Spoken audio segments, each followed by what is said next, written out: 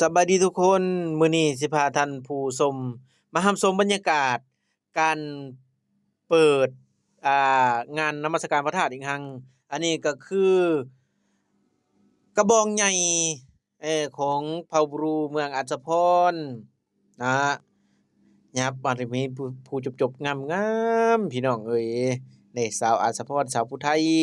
ผสมกับบรูนี่อันนี้ก็อัศพรกันได อู้ทางอาจารย์หอมอันนี้เมืองอุทุมพรนี่ผู้ทางยายกระเตยยายกีดองโอ้ย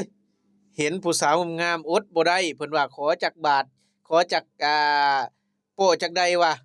ขอจักภาพผู้ตากล้องก็ได้เพื่อสิได้รูปหนึ่งก็บ่ธรรมดาเอ้ยเนาะอันนี้ก็ผู้สาวอาจสะอุทุมพรเนาะ ครับอันตวิมุตุภูจบงามๆอันนี้ก็คือบรรยากาศการแสดงการเปิดของงานนมัสการพระธาตุอิกหังบรรยากาศทางในงานก็สิประมาณนี้พี่น้องเอ้ย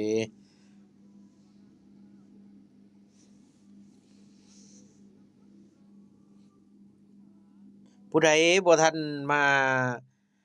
เยี่ยมมายามมาเที่ยวบุญก็รีบแล้วมาเด้อพี่น้องเด้อปีนี้ม่วนคักคึกคื้นคักคักกว่าที่ปีผ่านมาอีก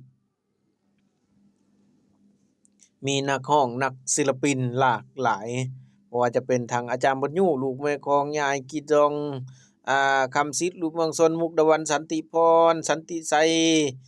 อิหยังเกาะเด้บรรยากาศ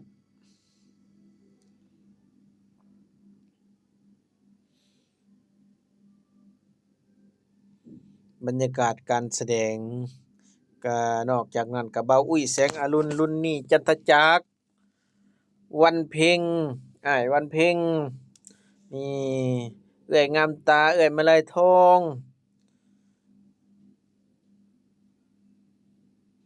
อันนี้คือบรรยากาศสดๆทางหน้างานจักหน่อยสิพาท่านผู้ชมรับชมทาง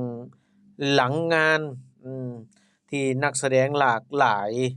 บ่ว่าจะเป็น14ตัวเมือง1นครที่มาร่วมอ่าแสดงงานแสดงและอันนี้ก็คือทางหลังเด้อพี่น้องเด้อทางหลัง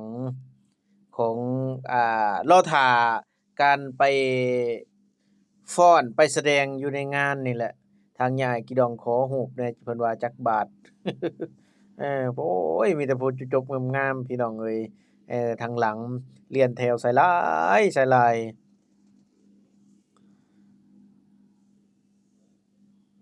แต่เมืองพีนเมืองภูค่าก็จักทางใดหาบ่เห็นเออนี่มีแต่ผู้จบๆงามๆพี่น้องเอ้ย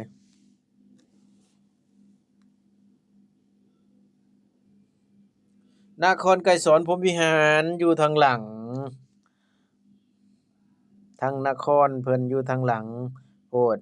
อ้ายข้อยก็เห็นผู้งามๆบ่ได้เพิ่นว่าขอแหน่จักรูปน้องเพิ่นจักอนุญาตหรือจั่งใดน้องเพิ่นตกใจอีกบ่จักเออ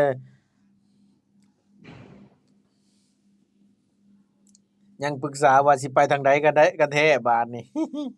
ทางสามอ้ายกระแตอ้ายกีดอง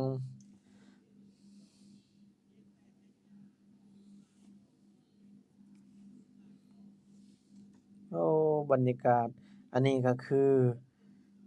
ทางนครไกรสอนของพวกเราเพิ่นมีหลายอย่าง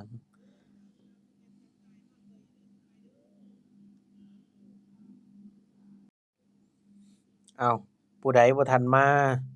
ก็รีบแล้วมาเด้อพี่น้องเด้อปีนี้ถือว่าคึกคืนหลายกว่าปีผ่านมาคนหลายหลายอันนี้ก็มื้อทำอิฐของการเปิดเด้อพี่น้องเอ้ยการเปิดบุญนมัสการพระธาตุอิกหังปีพศ2568เนาะเอาไว้ส่ำนี้ซะก่อน